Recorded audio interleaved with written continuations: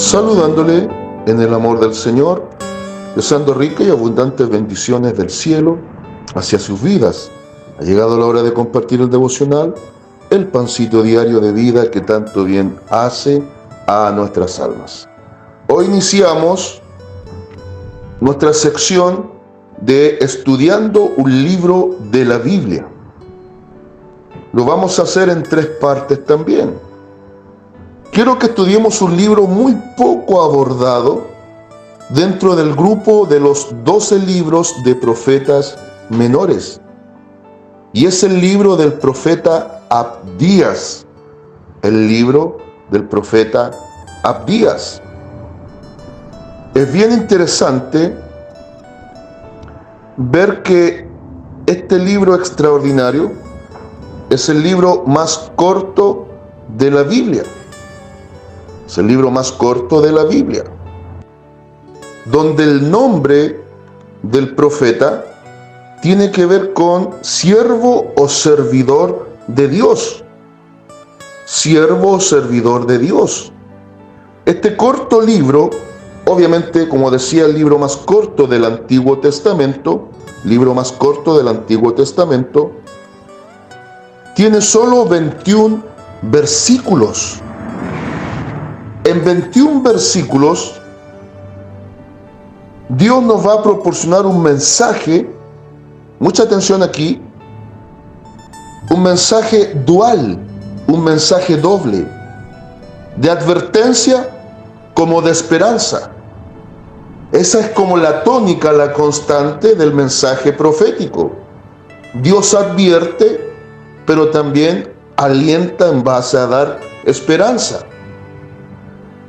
Los protagonistas en este libro son los edomitas o idumeos. ¿Quiénes eran los edomitas? Eran descendientes también directo de un ancestro en común entre los israelitas, el cual fue Isaac. No olvidar que Isaac tuvo 2 hijos gemelos, Jacob y Esaú. Jacob llegó a ser llamado Israel, conforme lo que presenta la Biblia en Génesis capítulo 32. Y la historia gruesa comienza a partir del 28, capítulo 28 de Génesis, cómo Dios transforma la vida de Jacob. Y el otro gemelo o mellizo, como quiera llamarle, Esaú, también se le conoce como Edom, porque tiene que ver con la idea de lo rojo, lo rojizo. Entonces Jacob, hijo de Isaac, con el cambio de nombre, va a representar al hombre espiritual. Y Esaú o Edom, que tiene que ver con lo rojo, similar a Adán, va a representar al hombre carnal. Entonces, una vez más, este libro va a presentar el contraste y de alguna forma la lucha constante entre el espíritu, representado en Israel, y la carne, representado en los vecinos de este pueblo, parientes también muy cercanos, pero que llegaron a ser enemigos, los edomitas o idumeos, los descendientes de Esaú. Es similar a lo que hoy pasa. Es lo que pasa cuando vemos la realidad actual entre la gran disputa por territorio entre Israel y los pueblos árabes. Esa sería la realidad. Los edomitas representan a los pueblos árabes que están en pugna constante contra Israel. Había un parentesco, pero al mismo tiempo un tremendo y terrible conflicto. Cuando Babilonia arrasa con Judá, cuando destruye el pueblo y arrasa el templo y todo, en vez de ser un apoyo y una ayuda hacia el mismo pueblo, hermano, ellos, podemos decir, apoyaron a Babilonia y se burlaron de la situación que estaba viviendo su hermano pueblo de Israel. Podemos decir que a través de este libro aprendemos cuando muchas veces quien más nos tiene que brindar apoyo se vuelca nuestro enemigo. Hay un dicho que dice que a veces el peor cuchillo sale de la propia casa. Y esa es la realidad que se vive y el libro lo presenta. Entonces Dios ahora va a advertir a este pueblo, les va a decir que vendrá un tiempo de castigo, pero que Dios le da esperanza al pueblo que había sido abatido en su momento, el pueblo de Judá. Dios le va a decir a Israel que no los va a dejar desamparados y que al mismo tiempo Dios iba a ser defensa para su pueblo. Bien, veamos entonces algunos pasajes del capítulo 1, donde habla de la humillación de Edom. Obviamente igual vamos a darle una aplicación a esto. Entonces hoy va a ser esta parte, la humillación de Edom.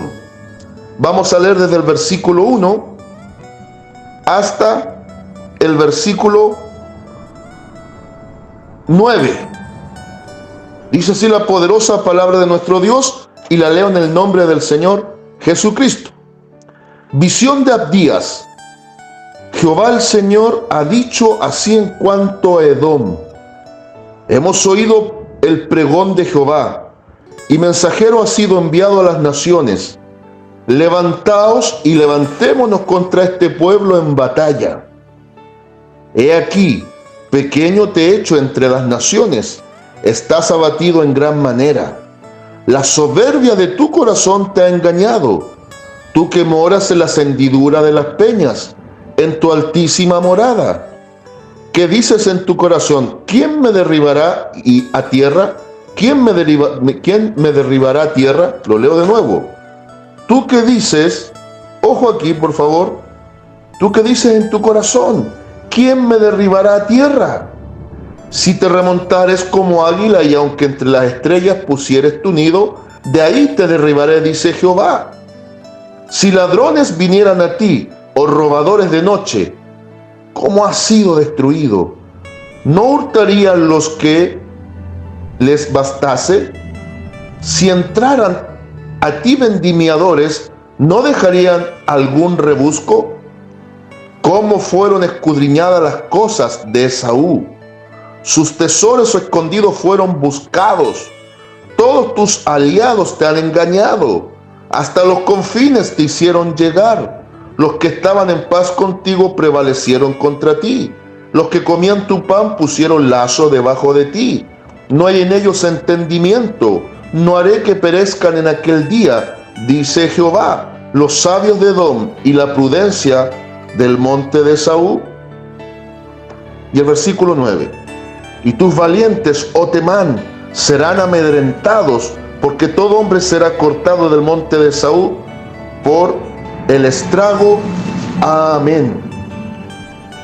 Palabras duras contra una nación soberbia. Cuidado, amada iglesia, que tu corazón se vuelva a la glotonería del mundo y lleve esto a la soberbia y la altivez. Mucho cuidado con eso. Recuerde que también los fariseos, que en esencia fueron parte del mismo pueblo de Dios, terminaron con el corazón de Esaú, cargado de glotonería y de soberbia, jactándose de que nunca ellos llegarían a juicio, porque decían que eran hijos de Abraham. La soberbia es una terrible herramienta de autoengaño, en donde nosotros mismos terminamos tendiendo lazo contra nosotros mismos. Y eso es lo que declara en este pasaje el profeta. Este pueblo, Dios le advierte Dios le advierte que por su maldad, por su soberbia contra él y por tener celo, envidia y aborrecer a su hermano como pueblo, el pueblo de Israel, iban a recibir su justa paga por el pecado. Es por eso todo el lenguaje que habla del ladrón, el salteador, el vendimiador, todo eso habla de juicio. La figura de la vendimia es una figura de juicio. De hecho, el libro de Apocalipsis, ya a partir del capítulo 15 en adelante, va declarando que Cristo en su segunda venida vendrá como el vendimiador a pisar en el lagar de Dios las uvas que ya están maduras, hablando del juicio. El juicio, producto de la soberbia del pecado en el corazón humano. A veces se escucha predicar y decir que Dios ama al pecador y aborrece el pecado. Amada iglesia, no nos engañemos a nosotros mismos y no digamos cosas que la Biblia no dice. En esencia, Dios en todo tiempo está irado, molesto, enojado, furioso contra el pecado que está presente en el corazón del pecador. Y Dios juzgará pecado y pecador. Pero aplaca su ira y entra en una relación diferente con aquellos que ahora están bajo la justicia que Cristo recibió por nuestro pecado. Pero no podemos romantizar lo que no puede ser romantizado. Claramente Abdías en estos 21 versículos nos va a dejar muy claro esto. Dios al soberbio lo va a castigar, al altivo lo va a juzgar, al que pretende el mal hacia su hermano, Dios también lo va a corregir duramente y le va a aplicar su justicia perfecta. ¿Cuántas veces podemos llegar a ser piedra de tropiezo para el hermano? Una cosa es que a veces por error involuntario lo hagamos. Otra cosa es actuar de mala forma maquinando. No nos olvidemos lo que dice Proverbios capítulo 16, versículo 18. Dice que antes del quebrantamiento es la soberbia y antes de la caída la altivez de espíritu. El orgulloso y arrogante a fin de cuentas fracasará. Esto fue lo que ocurrió con el pueblo descendiente de Esaú. Cada uno paga sus propios pecados, sus propias consecuencias. No culpemos a otros. Es tiempo de dejar de ser hipócritas. Alguien podría decir, no, pero es que el error lo cometió Esaú, porque fue un tramposo más que su hermano, aunque el tramposo por nombre era Jacob, dado que Jacob significa el tramposo, el que suplanta, el que toma del tobillo, el que quiere la bendición. El tema es que Dios prefiere a aquel que quiere la bendición a aquel que la rechaza. Es por eso que le cambió el nombre a Israel. Ahora Dios lucha a favor de él o el que lucha con Dios. Porque Dios se agradó, aunque no actuaba de manera lícita, y Dios tampoco es un Dios mojigato que amparará lo malo, no, sino que Dios va en pos de la decisión del corazón hacia lo bueno.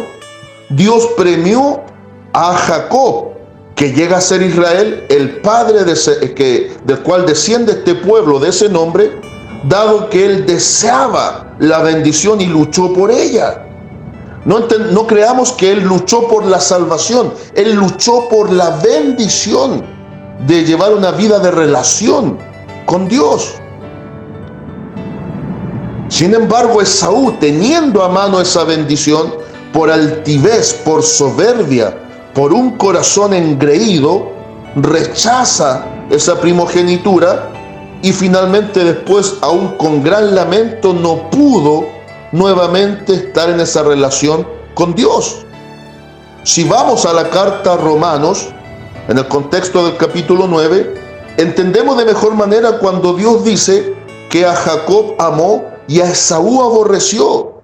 Y no es una idea de una doble predestinación como algunos equivocadamente enseñan, sino que a nivel de nación, el favor de Dios estaba sobre Israel y no sobre la nación descendiente de Saúl, los edomitas o idumeos, a los cuales Dios aquí advierte de juicio.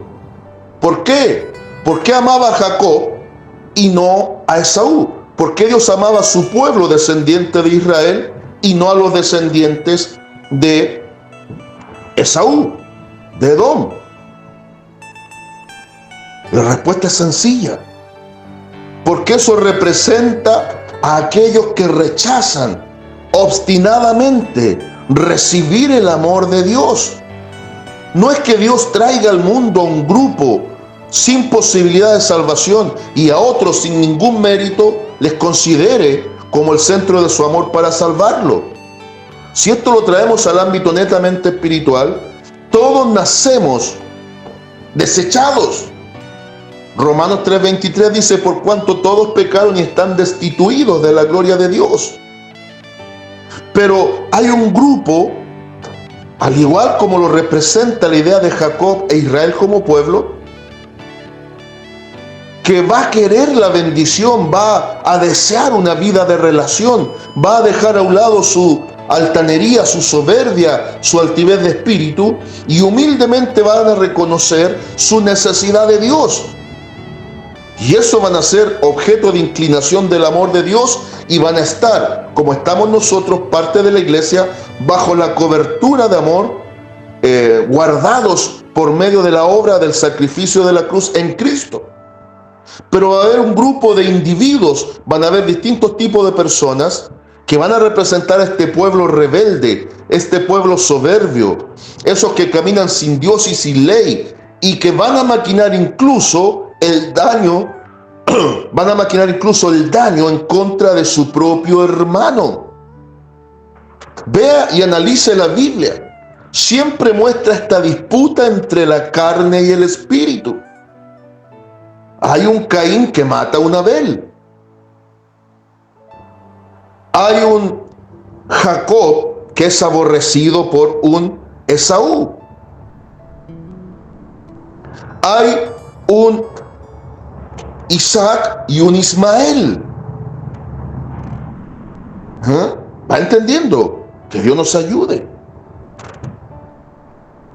Está siempre esa línea. Pablo después, a nivel de doctrina, enseña la constante lucha entre carne y espíritu.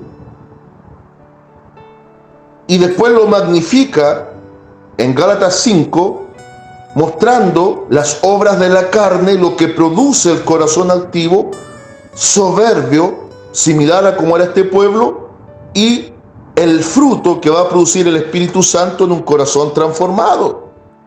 Entonces, para ir concluyendo, viendo cómo venía todo un tiempo de juicio hacia ese pueblo, también llegará el momento que vamos a observar en el contraste cómo Dios, a diferencia de la humillación que vendrá a este pueblo altivo y soberbio, cómo vendrá un tiempo de exaltación hacia ese pueblo que se sometió a Dios, pese a que también tuvo que recibir juicio, su pueblo amado, el pueblo de Israel. Yendo al ámbito personal, lo que le compete a usted y a mí directamente, más que a los otros, en nuestro propio corazón está esa lucha constante entre la carne y el espíritu. La pregunta sería: ¿quién va a ganar en su corazón? Amado y amada en Cristo, ¿quién va a ganar? ¿Quién está cobrando protagonismo en su corazón? ¿Está ganando protagonismo Israel? Ese corazón dócil que se va a quebrantar y aún con errores, aunque va a recibir disciplina, va a aceptar la corrección de Dios como hijo que se humilla delante de él.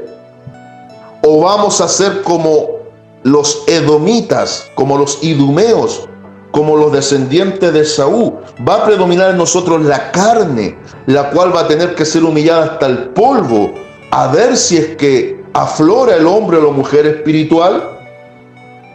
Está en sus manos, amada iglesia.